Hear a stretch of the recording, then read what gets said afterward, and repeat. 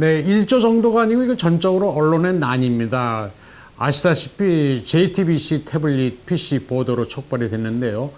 뭐 출처 불분명한 태블릿 PC 가지고 최서원 씨가 연설문을 고쳐줬다 하는 보도가 나왔었는데, 이런 뭐 거짓의 산을 계속 쌓아간 거죠. 그리고 그 거짓의 산에 박근혜 대통령을 묻어버린 겁니다. 그래서 결국 탄핵이 됐고요. 근데 이런 거짓 보도들이 순식간에 쏟아져 나오는 바람에 국민들은 검증할 수도 없고 그대로 믿어버린 측면이 많습니다. 박근혜 대통령은 우파 대통령이었으니까 그들이 너무 싫어했죠. 그러니까 박근혜 대통령을 제거한 게 그들이 얻은 최대의 득이고요. 실이라고 하면은 언론이 신뢰를 잃어버린 겁니다. 신뢰가 언론의 생명인데 완전히 언론의 조종을 울린 겁니다. 우리나라 언론을 컨트롤하는 단체는 분명히 있습니다. 그렇지 않고서야 그 많은 언론들이 일사불란하게 하나의 지점을 향해 일제히 편파적인 보도를 쏟아낼 수 없습니다. 그것은 민주노총 산하 언론노조입니다. 민노총 산하에서 가장 강력한 단일 노조입니다. 제 생각보다는 강령을 말씀드리겠습니다. 여기 보면은 노동자의 정치 세력화를 실현하고 재민주 세력의 연대를 강화한다는 내용이 있습니다. 또 노동자의 조직화 그리고 조직 역량을 확대 강화하고 산업별 공동교섭 공동투쟁 체제를 확립한다, 이런 내용이 있고요. 자본의 탄압과 통제를 분쇄하고 노동기본권을 쟁취하며 고용 결정에 기초한 경영 참가를 확대하고 노동 현장의 비민주적 요소를 척결한다, 이런 내용이 있습니다. 권력과 자본의 통제와 탄압을 분쇄하고 노동 기본권을 완전 쟁취하며 고용 결정에 기초한 경영 참가를 확대하고 노동 현장의 비민주적 요소를 척결한다, 이런 내용이 있는데요. 고용 결정에 기초한 경영 참가를 확대한다, 이 말은 다시 말하면 언론사에서 편집권을 장악해야 된다는 겁니다.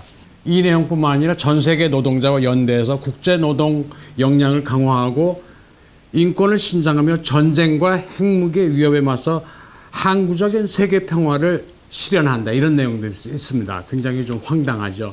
뭐 전쟁도 나오고 핵무기도 나오고, 이게 언론 노조 강령이 있다는 게 참 놀랍습니다. 이게 일반인들은 잘 모르는 내용입니다. 이게 언론 노조 강령에 뭐 전쟁도 나오고 핵무기에 반대한다는 내용도 나와 있는데 세계 평화도 나오고요. 근데 북한의 핵 위협에 대해서는 전혀 얘기하고 있지 않습니다. 북한 인권도 마찬가지고요. 이게 참 이중적인 거죠. 언론 노조가 북한과 직간접적으로 연계되어 있다, 이거 뭐 확정지어 가지고 말씀드리긴 힘듭니다. 하지만은 언론 노조 상위단체 민주노총이 작년에 발간한 책을 보면요, 그 책 내용이 노동자 통일 교과서, 노동자 통일을 부탁해라는 책자인데요. 여기 보면 북한 실상은 북한 입장에서 봐야 된다, 이렇게 기술을 하고 있습니다.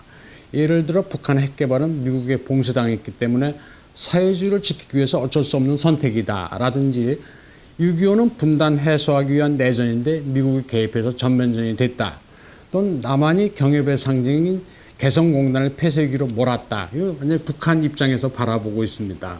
그래서 따라서 이거 객관적으로 뭐 충분히 판단할 수 있는 문제입니다. 단정해서 연관이 있다 없다를 말하기 이전에요. 북한이 지상천국이다 이렇게 대놓고 노골적으로 하지는 않습니다. 점점 수위를 높여가기는 하지만요. 하지만 이제 북한도 역시 사람 사는 세상이다라는 식으로 모호하게 그들 편을 듭니다.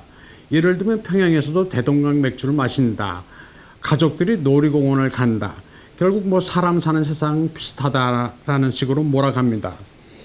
다만 남한보다는 경제 수준이 조금 떨어질 뿐 그쪽도 사람 사는 세상이고, 남한처럼 경쟁 사회가 아니기 때문에 인간미가 있다는 식으로 이제 몰아가는 거죠. 역시 북한을 이해하려면 그들의 입장이 돼서 생각해야 된다라는 내재적 관점을 그대로 적용시키고 있습니다. 북한이 지상낙원이다 이렇게 노골적으로 하지는 않습니다. 뭐 그렇게 해봐야 사람들이 이제 믿질 않으니까요. 다만 이제 그것도 역시 사람 사는 세상이다. 예를 들면은 평양에서 대동강 맥주를 마신다, 시민들이 놀이공원 가서 행복하게 지낸다. 결국 뭐 사람 사는 세상 비슷하다라는 투인데요. 북한이 남한보다는 경제적 수준은 떨어지지만 경쟁 사회가 아니기 때문에 인간미는 더 있을 수 있다라는 식으로 이제 몰아가죠.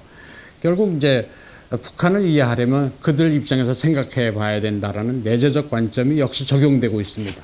언론들은 북한을 이제 미화하는 강도를 점점 높여갈 것 같습니다. 뭐 노골적인 미화까지는 아니더라도 북한에 대한 경계를 차츰차츰 허무는 내재적 관점은 계속될 것으로 보입니다.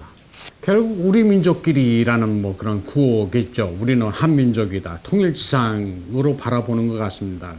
뭐 그런 차원에서 어떤 공산주의 사상이 뭐다라는 경계를 완전히 허물어 버리는 거죠. 대신 미국과 일본이 적이다, 북한이 적이 아니고 미국과 일본이 적이다, 뭐 각근 전술이라고 하죠.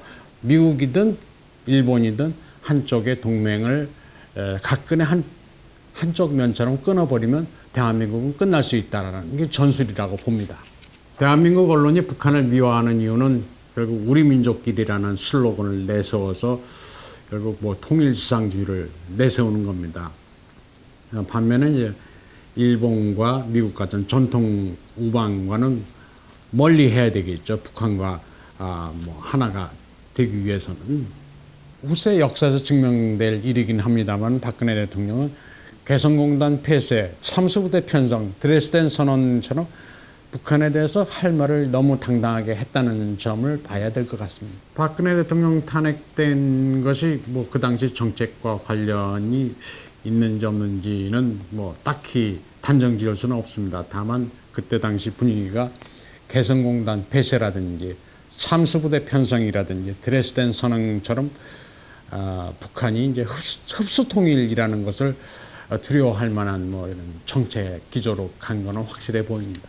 버마 아웅산 폭발 사건이라든지 칼 858개 폭발 사건, 천안함 사건들은 명백한 북한의 도발이죠.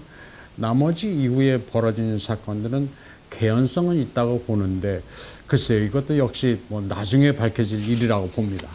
북한의 박근혜 대통령 탄핵 관여설 참 섬뜩합니다. 섬뜩한 게 뭐냐면요, 북한 신문에는 탄핵 1년 전에 우리는 박근혜를 탄핵할 것이다 라는 선동기사가 있었습니다.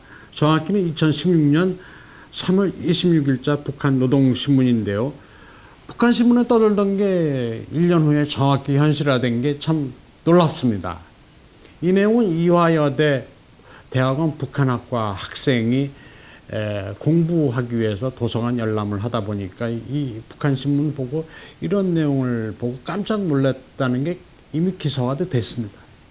일단 MBC로 다 설명이 됩니다. MBC 언론노조는 선거 때마다 우파 정권에서만 정치 파업을 하는 조직이었습니다. 예전에는 파업 참여한 사람이나 안 참여한 사람이나 일단 파업 끝나면 화해가 됐었습니다. 그렇지만 2012년과 17년 파업 이후로는 그게 완전히 불가능해졌습니다.